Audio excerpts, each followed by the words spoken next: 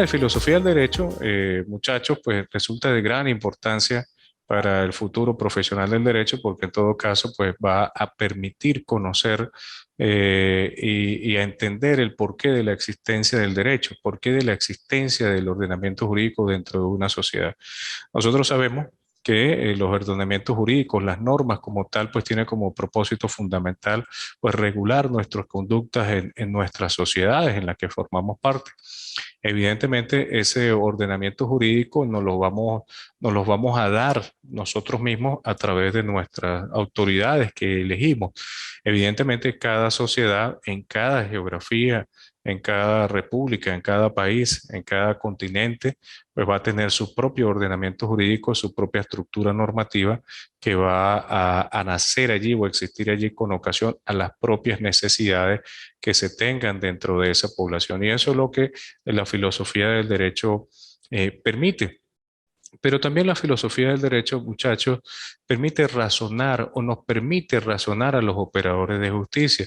Cuando nosotros hablamos de los operadores de justicia, nos referimos al juez, nos referimos a las partes que intervienen dentro de un proceso judicial, bien sea si se trata de un proceso penal, la Fiscalía del Ministerio Público o el defensor, o si se trata de un proceso de naturaleza civil, en este caso quien demanda y el demandado. Entonces, la filosofía del derecho nos permite pues razonar sobre el tema en particular y encuadrar esos hechos en una situación que reviste de gran de complejidad y que requiere en todo caso esa solución. Como le dije, vamos a plantear hoy antes de comenzar a hablar sobre la que es la filosofía del derecho, pues nosotros debemos hablar primero qué es filosofía. Y yo quiero preguntarles a ustedes, muchachos, su opinión, una idea a Marlon, a Juan Carlos, si quiere abrir el micrófono, ¿qué tienen, qué creen ustedes que pueda entenderse como filosofía? Juan Carlos, le escucho. Bueno, profe, pues la filosofía es como que el estudio, ¿no? Del porqué de las cosas, el razonamiento, de Exactamente. la Ajá, interpretación, ajá. de la interpretación que le podamos dar a un fin o a una situación que se presente. Sí, bien, la filosofía es eso, el amar la sabiduría. Marlon, le pregunto una idea sobre el concepto de filosofía. No, bueno, ¿me oye? Sí, fuerte y claro, Marlon. No, para mí la filosofía es como la esencia de algo, de un asunto, el origen, la Ah, base, el sí, fundamento. bueno, mire, fíjate que los dos coinciden en algo.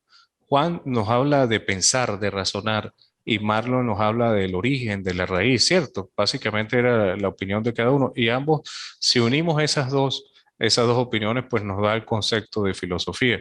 Filosofía es razonar, es pensar, amar la sabiduría, el porqué de las cosas. Cuando uno forma una interrogante, sobre un tema en particular y pretende darle sentido a ese aspecto en particular, pues allí nosotros aplicamos filosofía.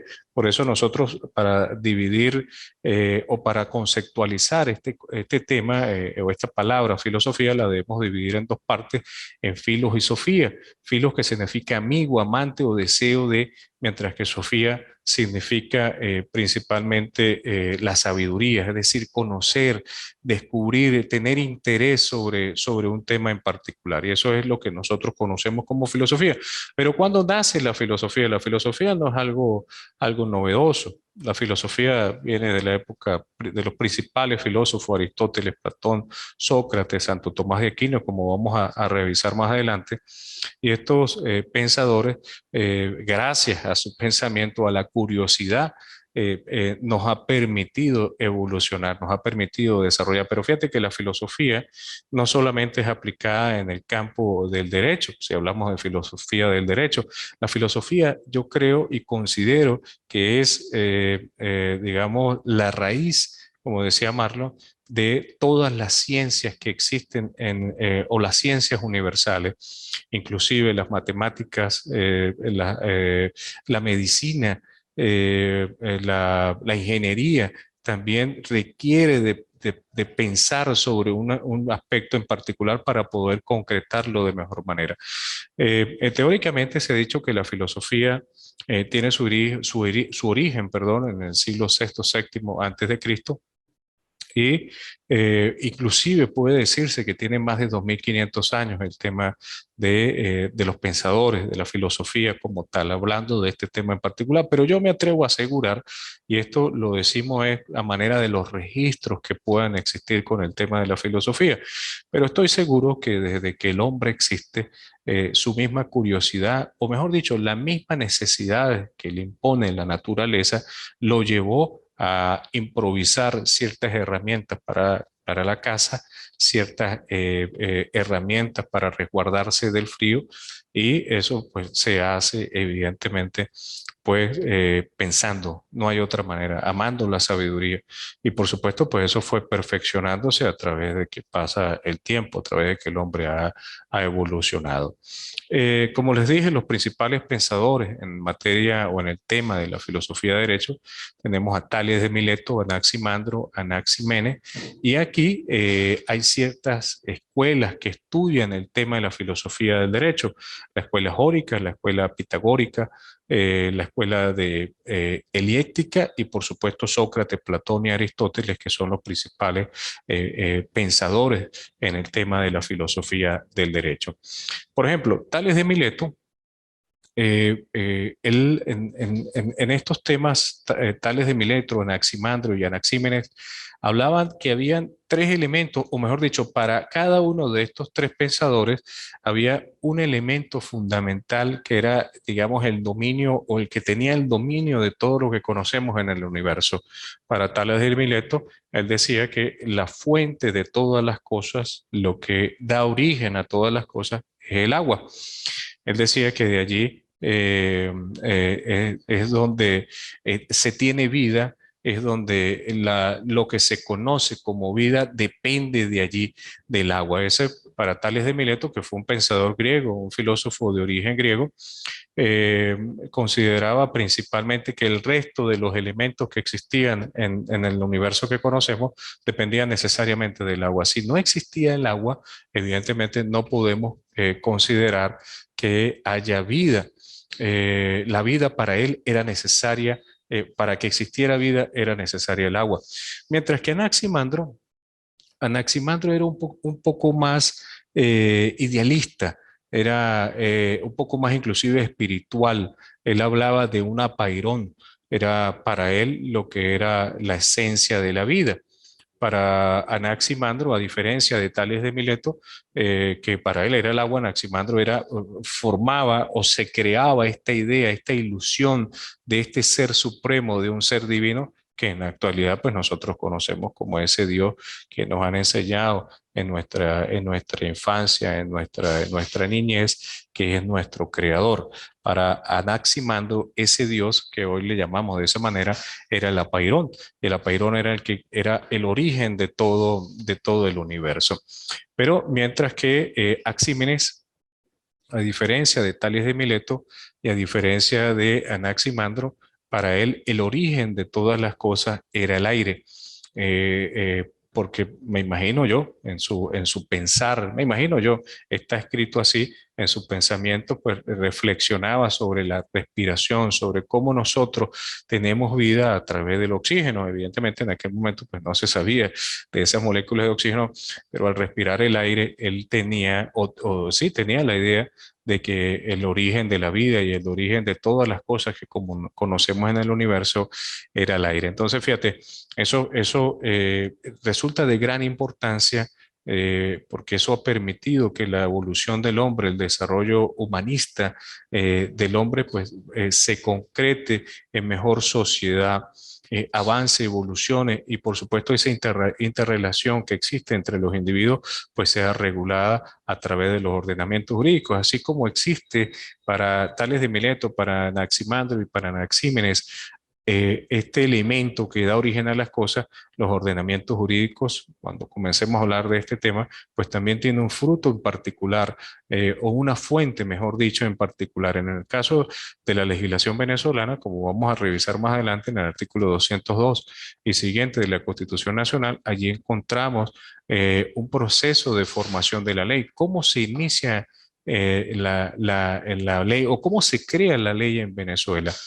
Evidentemente, las leyes nacen por la necesidad que tiene la sociedad para regular ciertos aspectos en particular, como lo dijimos hace un momento en el inicio de clases. Por ejemplo, en materia de informática, de telecomunicaciones y de Internet, hasta hace unos 20, 25, 30 años, pues no se conocía la Internet como la conocemos ahora.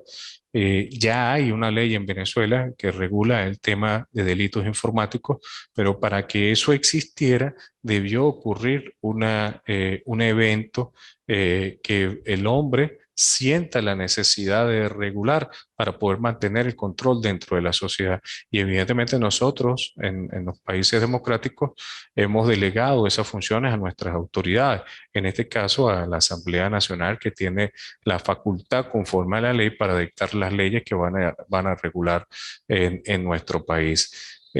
Por excepción, sabemos que el presidente de la República, a través de decretos ley, pues de igual manera puede dictar, perdón, a través de leyes habilitantes, puede dictar decretos ley que vayan a regular aspectos muy específicos de la sociedad. Por ejemplo, el tema de contrabando, que no sé si Juan Carlos y Marlon y Yusmila, que están conectados, sean de aquí del Táchira, de la zona de frontera, y sabemos la situación de contrabando que hay aquí en la zona de frontera, y a través de decretos ley se ha pretendido regular este tema. La escuela pitagórica, no sé si hay alguna pregunta hasta ahorita, Juan Carlos, Marlon, Yusmila, que se está conectando. Bien, miren, la No, profe, escuela, vamos bien, vamos bien. bien, perfecto. La escuela pitagórica, Pitágoras sabemos que fue un matemático, pero para él el origen de las cosas tenía que ver con el cálculo, con la matemática. Pitágoras era un hombre más, digamos, no más sabio, pero sí más práctico a la hora de comprender el porqué de la existencia de cada elemento que nos rodea en nuestro universo. Pitágoras decía que lo que daba esencia a la vida de los seres humanos dentro de la sociedad, dentro del mundo, tiene que ver con las reglas de conducta, y esas reglas de conducta están basadas principalmente en la matemática. Entonces, para resumir el tema de estos pensadores, de estos filósofos, antes de entrar sobre el tema de la filosofía del derecho, pues el pensar nos permite a nosotros avanzar, evolucionar como seres humanos en cualquier aspecto de nuestra vida.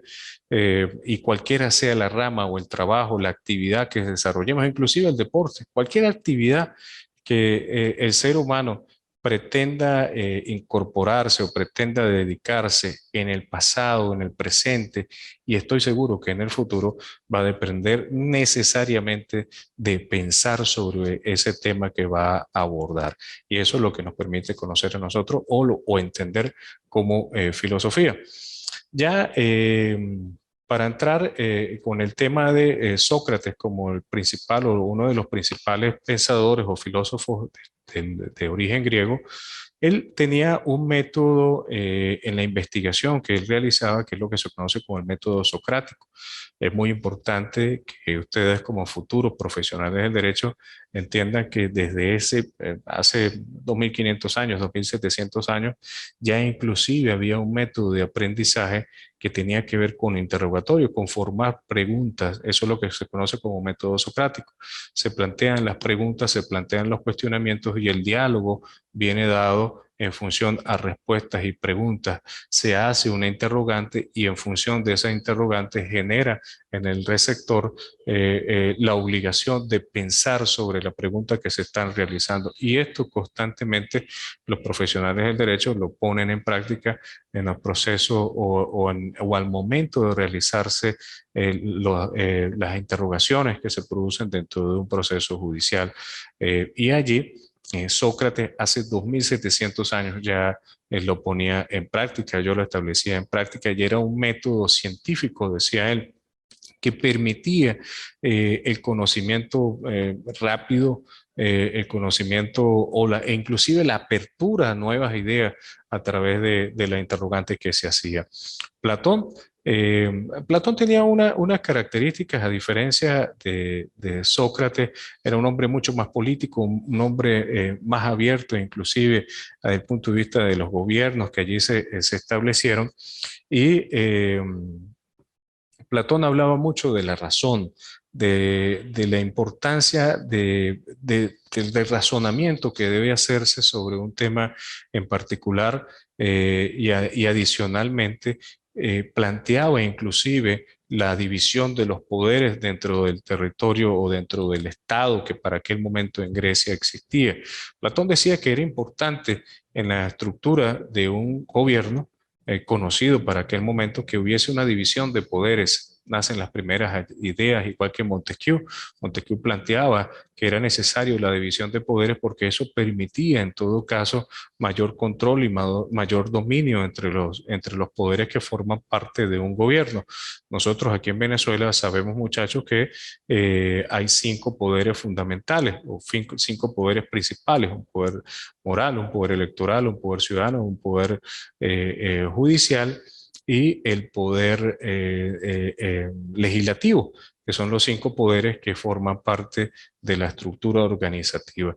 Anteriormente, y es muy común en la actualidad ver que principalmente se ven 3 poderes: el poder judicial, el poder ejecutivo y el poder legislativo. Esa es la pirámide que va a formar la estructura de los poderes en un Estado. Ya inclusive Platón pensaba sobre este tema, que era necesario dentro de la sociedad que una sola persona no dirigiera las riendas de un país, sino que era necesario que existiera cierto control sobre esa persona para poder tratar de que esa sociedad evolucionara de mejor manera y lo que allí existiera pues fuese recibido por esa sociedad. Si hubiese allí una desviación en las facultades, o un desvío de las facultades de ese gobierno, de esa persona que dirige las riendas de ese país o de ese estado, existen ya esos poderes que van a controlar las funciones de quien dirige. Respecto a Aristóteles, al igual que Platón, también incursionaba en el tema político. Era partícipe de manera muy directa en las figuras de gobierno y discutía mucho sobre el tema de la monarquía. Sabemos nosotros que la monarquía, pues evidentemente, siempre se ha discutido el por qué viene de una sucesión, de por qué viene de familia en familia. Aristóteles planteaba la idea de que era necesario procesos democráticos para poder brindarle mejor vida, mejor calidad de vida a los ciudadanos o a las personas que forman parte de una sociedad en particular. Ahora, ya para entrar en el tema de la filosofía del derecho, y quiero preguntarle a ustedes, muchachos, si la filosofía es el estudio de las cosas, el estudio, el pensar sobre las cosas, conocer la esencia de las cosas, hablando de filosofía, le pregunto a Yusmila, si me está escuchando, entonces, ¿qué sería filosofía del derecho?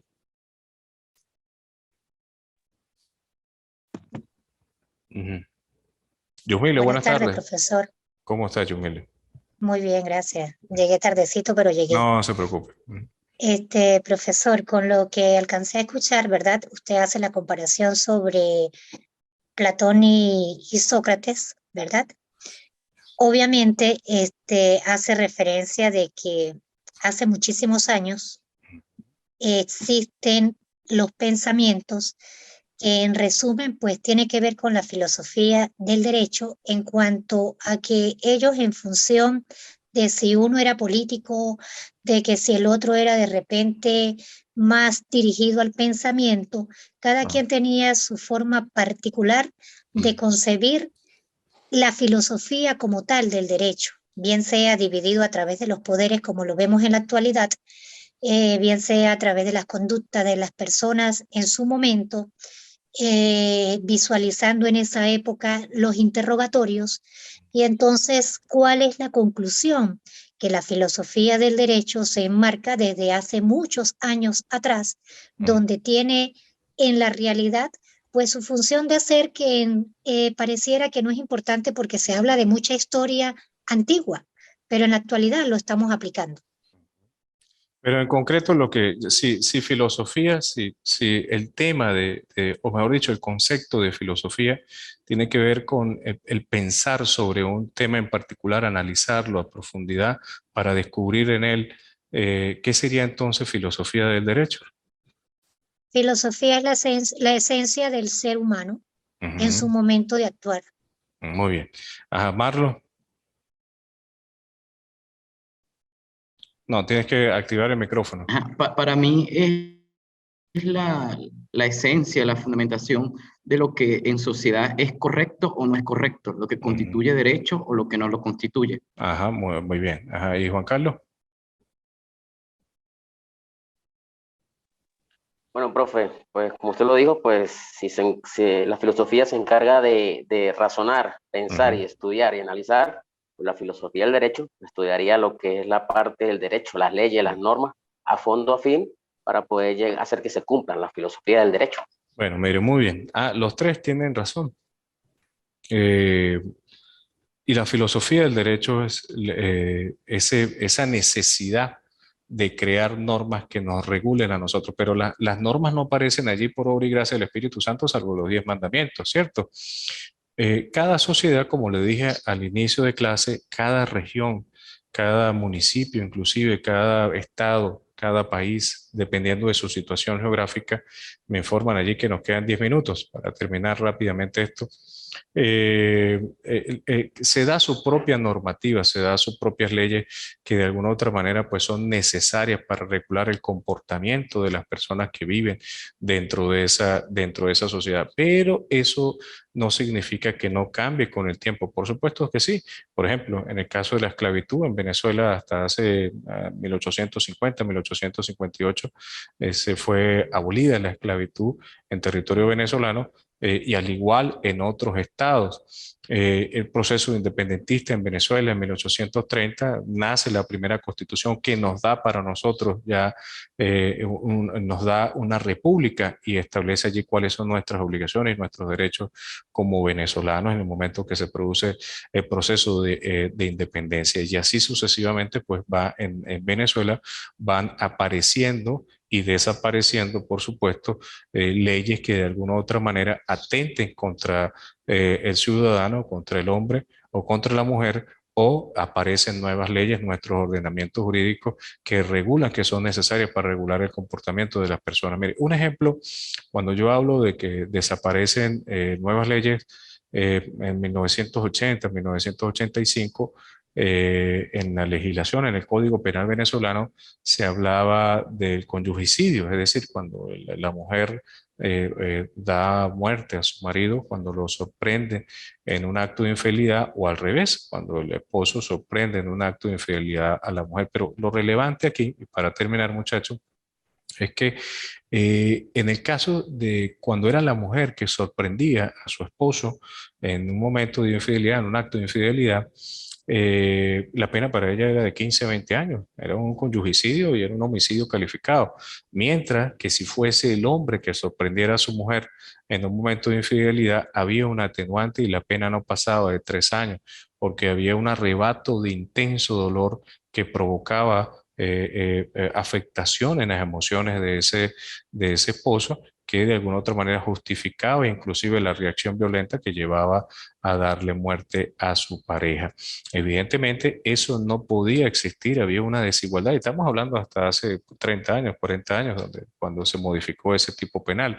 Entonces, y eso es lo que la filosofía del derecho pues nos permite. Las mujeres, las que formaban parte, las asambleístas, los senadores, las senadoras, perdón, y las diputadas que en aquel momento formaban parte del Congreso Nacional, pues discutieron que había una desigualdad frente al hombre y la mujer y que chocaba en todo caso con los principios constitucionales de la Constitución del año 61, que establecía que todos somos iguales frente a la ley, y esa desigualdad no podía existir. Y por supuesto, pues fue modificado ese artículo, fue derogado y se establece la misma penalidad tanto para el hombre como la mujer, independientemente de quién sea el que haya infringido la ley, porque a fin de cuentas las emociones son las mismas, pero también el resultado, el daño que se causa también es el mismo. Entonces, no sé si tienen alguna pregunta, muchachos, nos quedan 5 minuticos para terminar la clase. No, profe, yo estoy bien, estoy bien. Marlon, No, ninguna. Agradecido por su explicación. De verdad Yomila, que agradecido. tranquilo, no se preocupe. Mire, nos vamos a ver, muchachos, nos vamos a ver los jueves a las 2 de la tarde. Todos los jueves vamos a tener clase de filosofía del derecho. Eh, no sé, Marlon arruga la cara así como que, cónchale, los jueves, no, los jueves tengo juegos, no sé. Bueno, en todo caso, los jueves a las 2 de la tarde vamos a tener clase. Por favor, yo les envío un correo esta semana donde tienen mi número de teléfono. Cualquier duda que tengan con las actividades me la pueden hacer saber. Ustedes que están comenzando, creo que están en el tercer, cuarto término de la carrera del derecho, a pesar de que para algunos, porque en algún momento algunos alumnos me han dicho, bueno, profesor, pero ¿por qué hablamos de Aristóteles? ¿Por qué hablamos de Platón? ¿Por qué hablamos de Justiniano cuando veamos el concepto de justicia? Mira, resulta de gran importancia conocer nuestro pasado para poder mejorar el presente de nosotros. Es de gran importancia poder escudriñar el porqué de las cosas y la única manera pues es estudiar y analizar esas teorías, esas escuelas del naturalismo, del positivismo, es decir, del derecho natural y del derecho positivo que en el pasado se presentaron y que aún en la actualidad utilizamos. Siempre estamos utilizando la filosofía del derecho. Les dije hace un momento, los operadores de justicia, los que administran la ley, en el momento de dictar una sentencia, tienen que aplicar filosofía del derecho, pensar cómo adecuar la norma en los hechos que se le están presentando. Es decir, una actividad diaria que usted como futuro profesional del derecho va a comenzar a realizar, e inclusive aquellos que se dedican a la parte mercantil, pero también tienen que adecuar. Por ejemplo, si se trata de una constitución de una empresa, la venta de un vehículo, la venta de un inmueble, tienen que adecuar de manera organizada quién es el vendedor, quién es el comprador y, por supuesto, la narración allí de cómo se realiza ese negocio de manera de garantizar los derechos de ambas partes, tanto de su cliente, si es el que va a comprar o el que va a vender. Perfecto. Entonces nos vemos el próximo jueves, muchachos. Que tengan una feliz tarde. Pueden venir Sí, a profe, clase presencial aquí en cualquier el duda IESI. Sí, señor, lo podemos cualquier llamar, duda. ¿verdad, Sí, profesor? señor. No hay Allí ningún ya, problema. no, en absoluto, en absoluto. Ya hay una actividad cargada, ya hay una Ya la actividad vi. cargada, inclusive tiene una fecha, ya la voy a chequear aquí en el computador Martes. mío. Dice para el martes 31 de mayo. Mire, fíjate, un tema importante allí. Por supuesto, como por el tipo de actividad de los estudiantes que por lo general trabajan, uno siempre es flexible, ¿no? Bueno, mire, si no se pudo cumplir en la fecha, puede extenderse, pero no va a ser evaluado como aquella persona que sí lo presentó en el momento oportuno. Hay una Eh, ponderación. Exactamente, va a variar allí la manera como se vaya a evaluar ese trabajo porque no lo presentó en el tiempo que se le indicó. Perfecto.